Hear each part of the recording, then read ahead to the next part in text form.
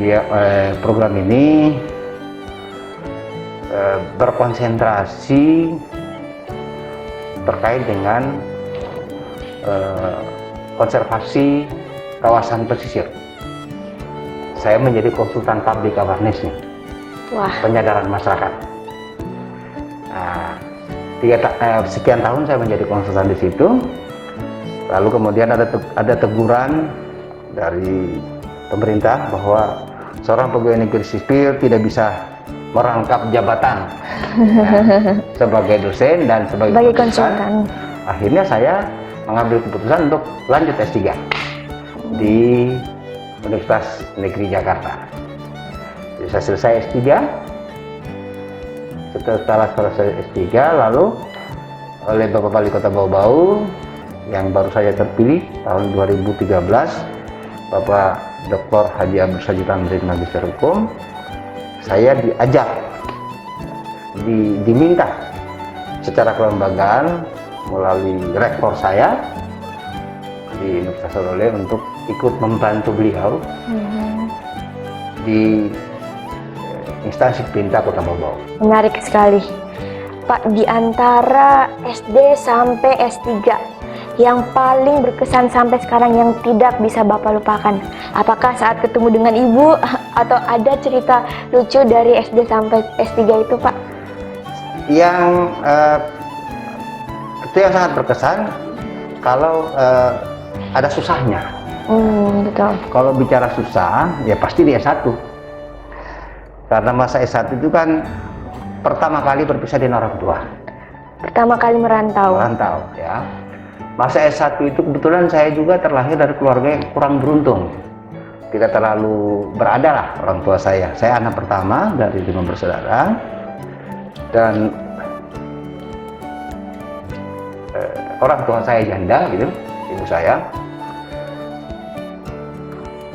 Tentu kemampuan ekonominya terbatas untuk membiayai saya, sehingga waktu itu setelah saya mulai longgar-longgar kuliah teori, saya berperan mengajar di beberapa sekolah swasta di Kendari, hampir semua sekolah swasta di Kendari. Sementara kuliah itu, Pak? Sementara kuliah. Wah. Jadi saya mengajar di SMA Kumene, ya, di Kartika, sama Pegeri, sama Satria. Hampir semua yang ada waktu itu SMA swastanya. Nah, untuk apa itu? Untuk menambah belanja kami, karena kebetulan di saat saya proses tahap akhir kuliah itu menyusul adik-adik saya, ikut saya menjadi mahasiswa di Universitas Sololé, sehingga beban orang tua semakin bertambah, sementara penghasilannya tetap sebagai penjahit. Sehingga saya sebagai anak sulung harus berperan melakukan upaya agar bebannya orang tua saya itu bisa lebih ringan, gitu. Makanya saya mengajar tadi. Jadi karena ini ada susah betul-betul kita berusaha secara bersama, kami sebagai satu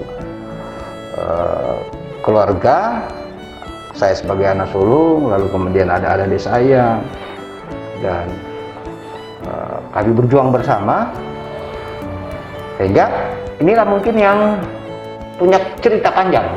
Tadi kalau mau ingin menikmati makanan enak, kebetulan kan asrama kami di dekat kampus OHO Kemaraya. Depan, ya.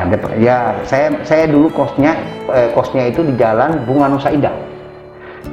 Ya, kalau ada pesta di PKM kampus lama, itu kami sering datang. Dalam rangka nyelip-nyelip ya, Pak. Yang penting dapat makanan gratis. Itulah kira-kira dari ya. Datang makan, ya, pestanya orang itu. Kadang ya mungkin tidak baik ya, tapi ya namanya mahasiswa, Pak, gitu. Merantau lagi. Nah itu, nah, kalau tidak, misalnya karena kebetulan kalau kalian ini juga kuliah di Unalu, ya. Dulu di kampus lama itu di kantor PKM itu singkatan dari Pusat Kegiatan Mahasiswa. Itu di samping kiri kanannya ada tumbuh kangkung. Jadi kalau sayur enggak pernah kita jarang tinggal petik kangkung saja yang samping PKM itu. Ya. Itu masa susahnya gitu. Jadi kalau mau butuh makan ikan, tinggal memancing di bypass. Dulu masih banyak ikan. Ya, Di tidak bypass. seperti sekarang. Tidak seperti sekarang.